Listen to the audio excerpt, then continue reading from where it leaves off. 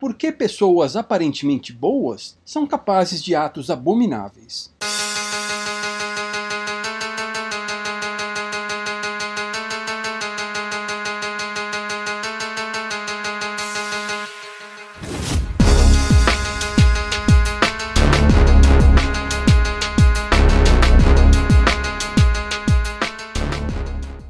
Semana passada, contei uma historinha de alguém que é preso sem saber o motivo e que em pouquíssimo tempo incorpora o papel de prisioneiro sem questionar o absurdo de tudo aquilo. Ele passa 6 dias na prisão, ao longo dos quais suas interações com os guardas e os outros prisioneiros vão ficando cada vez mais tensas. Aí no final, contei que aquilo de fato havia acontecido, em 1971, como parte de um experimento psicológico conduzido pelo Dr. Philip Zimbardo, da Universidade de Stanford. Vou explicar agora como o estudo foi delineado, as conclusões que puderam ser tiradas e os paralelos que podem ser feitos com o que estamos vivendo hoje. Lembra-se de que o Dr. Zimbardo tinha colocado um anúncio em um jornal solicitando voluntários do sexo masculino para um experimento psicológico? Pois bem, 70 rapazes se prontificaram a participar. Eles foram entrevistados e tiveram suas personalidades avaliadas. Candidatos com problemas psicológicos, incapacidades médicas e histórico de drogas ou violência foram eliminados. No final das contas, 18 alunos foram selecionados. No cara ou coroa, eles foram separados em 2 grupos, o dos guardas e o dos prisioneiros. Portanto, a separação dos grupos foi feita aleatoriamente. Não houve nenhum viés aí. Com isso, não havia nenhuma diferença significativa em relação a quaisquer características psicológicas, econômicas ou sociais entre os participantes dos 2 grupos. Toda a abordagem foi feita de modo que os voluntários não percebessem que já estavam participando do estudo. O Dr. Zimbardo construiu uma réplica de uma prisão nas dependências do Departamento de Psicologia, no qual trabalhava. Havia câmeras e microfones ocultos, espalhados pela prisão, de modo que os participantes eram monitorados o tempo todo. A abordagem inicial, em que eles eram presos sem saberem o motivo, foi desenhada para colocá-los em estado de choque. Na prisão, foram despidos e revistados como forma de humilhação. A borrifação com desinfetante serviu para que se sentissem como pessoas contaminadas, infectadas, sujas. Os prisioneiros receberam uniformes devidamente numerados e foram obrigados a usar toucas, que era o equivalente a terem suas cabeças raspadas. Isso serviu para desumanizá-los. As correntes tinham o papel de lembrá-los da situação opressiva em que estavam. Os guardas não receberam nenhum treinamento de como se portarem. Ao contrário, eles foram deixados à vontade para fazer o que achassem necessário para manter a ordem, dentro de certos limites. Eles foram avisados da responsabilidade do que estavam fazendo e que a integridade física dos prisioneiros deveria ser preservada. Assim, eles mesmos criaram seu conjunto de regras. Os guardas vestiam uniformes sisudos, tinham um apito no pescoço e carregavam um cacetete, como forma de impor respeito. Os óculos escuros tinham o papel de impedir que os prisioneiros vissem seus olhos e lessem suas emoções, o que os tornava mais intimidadores.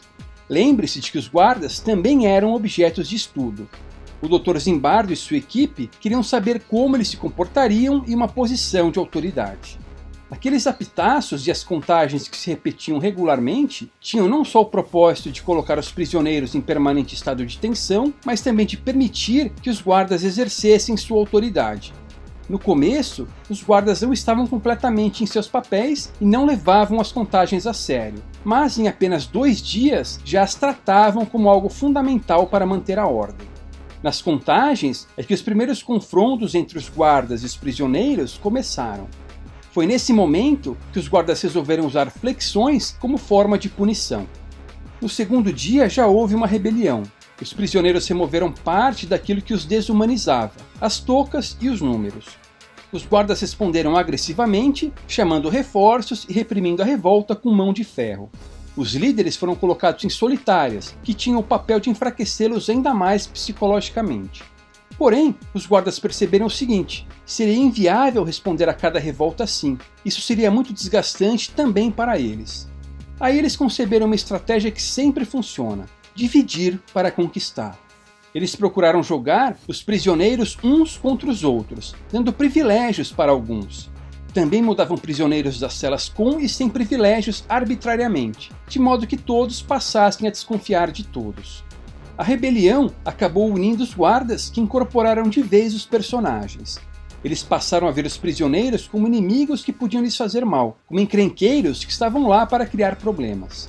A repressão aumentou. Todos os aspectos das vidas dos prisioneiros passaram a estar sob controle completo e arbitrário dos guardas. As regras que impunham não tinham nenhuma lógica que não a de humilhar e impor obediência. Quando um padre foi convidado a conversar com os prisioneiros para avaliar como estavam, metade deles se apresentou dizendo não o nome, mas o número.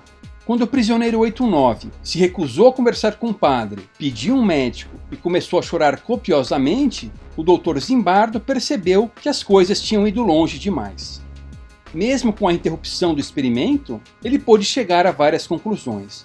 O que mais o surpreendeu foi a rapidez com que tanto os guardas quanto os prisioneiros incorporaram seus papéis.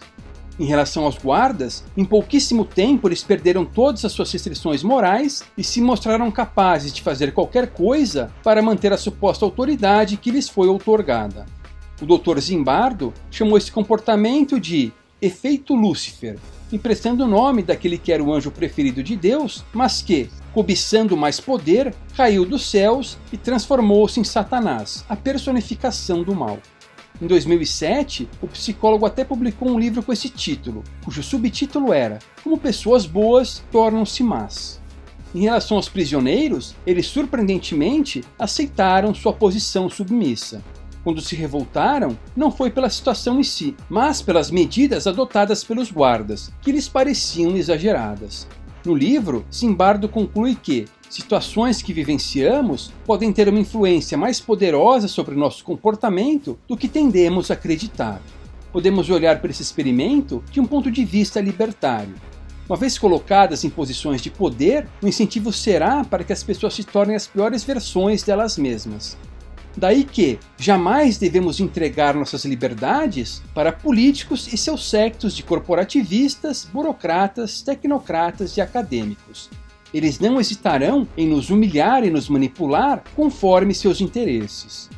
Hoje em dia, estamos passando por um experimento semelhante. Perceba a narrativa. Somos tratados como seres infectos e repugnantes, da mesma forma que no experimento. O papel de desumanização no experimento, desempenhado pelas toucas, uniformes e números, é desempenhado hoje pelas focinheiras. Até mesmo muitos dos defensores das liberdades tendem a minimizar o papel delas. Nada mais errado. As focinheiras são um símbolo visual e tátil permanente de nossa submissão. Esta distopia pela qual estamos passando só irá acabar quando as pessoas se recusarem a usá-las. O papel das solitárias no experimento era de aumentar a tensão e enfraquecer o indivíduo. Esse papel é desempenhado hoje pela narrativa do isolamento social.